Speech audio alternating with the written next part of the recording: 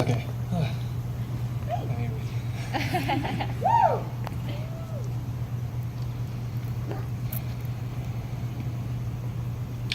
Grandmother Luzon welcomes me the way she welcomes any stranger who enters her home.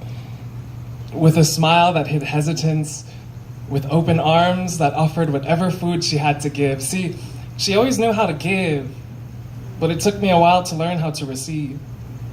Like how I received mud splatters on the back of my favorite denim shirt while riding a motorcycle in my own mother's motherland. Like how I received far too much pasalubong or souvenirs to bring back to the States. Like how I received strange glances from manongs and manangs who didn't know where to place me. And that's fine, because I get the same kind of treatment back home, here in the States, I mean. So that was my first piece.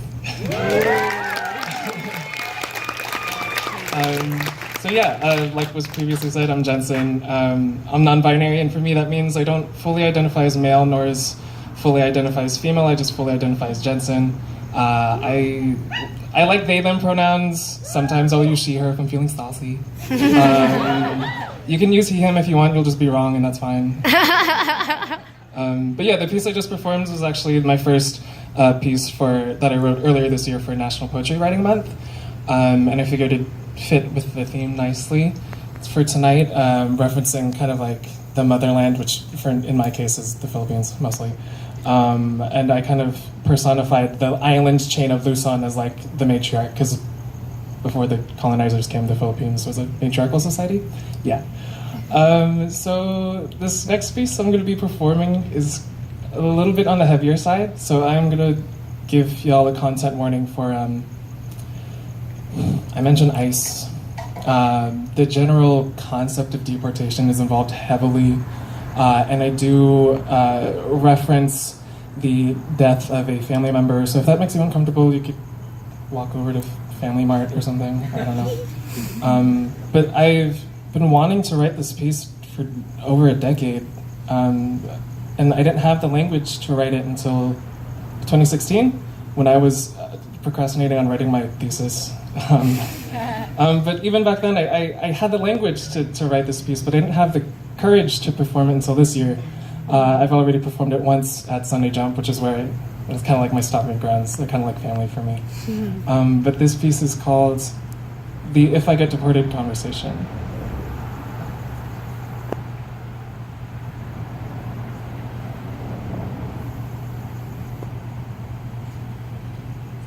My parents gave me the If We Get Deported conversation when I was 11 years old. It was November 30th, 2005. I had recently started the 6th grade, and my Lola had just passed away after a 5-month battle with pancreatic cancer. I lost 2 forms of my innocence to 2 things that day. 1, the idea that death is imminent, and 2, the idea that 7,000 miles of treacherous ocean could separate me from my parents at any given moment. Halika dito. Balikbayan, my parents returning to those 7,000 islands, bittersweet like chocolate. My dad told me 2 things that day. 1, this house may not be your house. It could be your Lolo's house in Buena Park. It could be your tita's apartment in Long Beach. It could even be your other Lolo's duplex in Vancouver. You've moved house 3 times before in your short life. You can do it again. And 2, this house is not our home. Home cannot be contained within these old walls, for home is wherever we are. Home is California. Home is the Philippines. Home is a queen-sized bed where you cuddle with your parents and your 2 brothers, for you do not know how many more chances you will have to do so. My parents called me out of school that morning, and I returned the next day with a half-completed math assignment and a handwritten note. It only mentioned my Lola. We couldn't risk any trouble with ICE. 6 years later, I was sitting in a pizza parlor with my good friend from when we used to live in the barrio. In between bites of curly fries dipped in ranch dressing, our voices became hushed when we realized we were the only brown people inside the shop, and understood that at any given moment they could be tracking our every move or every sound.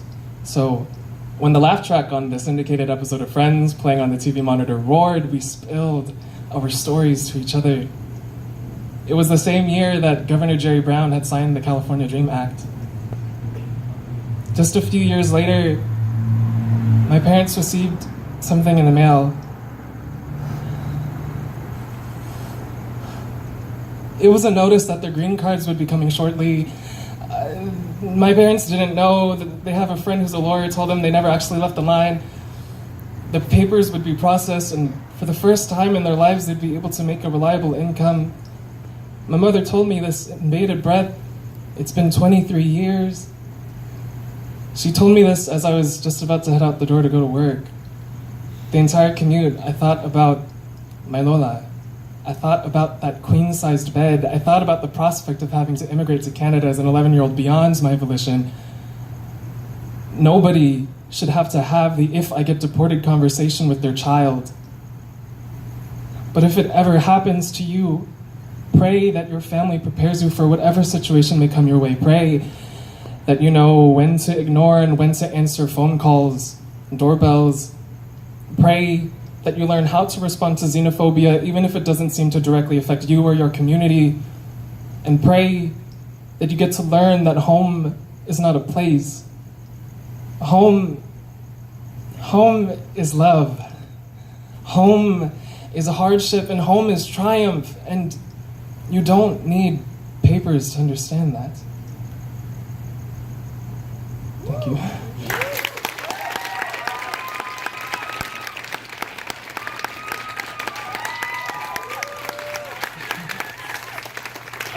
How much time do I have left? Like 3 minutes? About 3? Okay.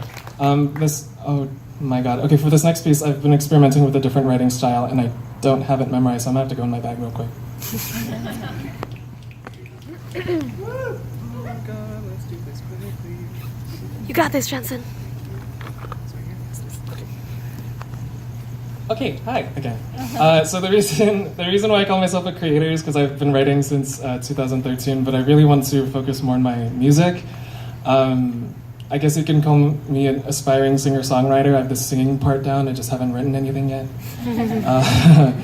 And this is kind of, not necessarily a product of that, but I was exploring with different writing styles over the years, and this is kind of more anecdotal and narrative-like in its essence, and it's part of this larger collection that I'm working on called The Kitchen, which is actually about food and family, which is ironic because that short film that Sophie presented before was just about that. And so I've been writing different, pieces for that, and this one is called Extra or Chicle. My brothers were planning to go to the corner liquor store in between Yunki Chinese Kitchen and Sparkling Corn Laundry. With both my parents now working day jobs, I was under their care.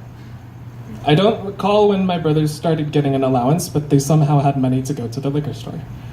They were going to buy hot Cheetos for themselves, but I was still very young, and my brothers didn't know if I could take the heat. What do you want? Kuya asked. I pondered. I don't know. After a moment, it hit me. Extra. When my dad used to work nights, he would look after me when my mom was at work and my brothers were in school. He would then go to the corner liquor store and pick up a packet of Extra brand bubblegum, the kind of the pink wrapper. Pink was my favorite color at the time, after all. But you always get Chicle, my tico interjected. We lived in a predominantly Latinx neighborhood, and although my parents spoke Tagalog with each other, my brothers and I spoke Spanglish in the barrio. It kind of just happened that way. Being the bunso, or being the youngest, I pouted my lips and started to fake cry. I was probably 4 or 5 at the time.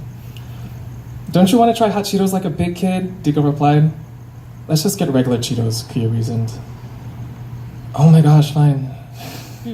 It was a 45-second walk to the corner liquor store, just past the public telephone booth.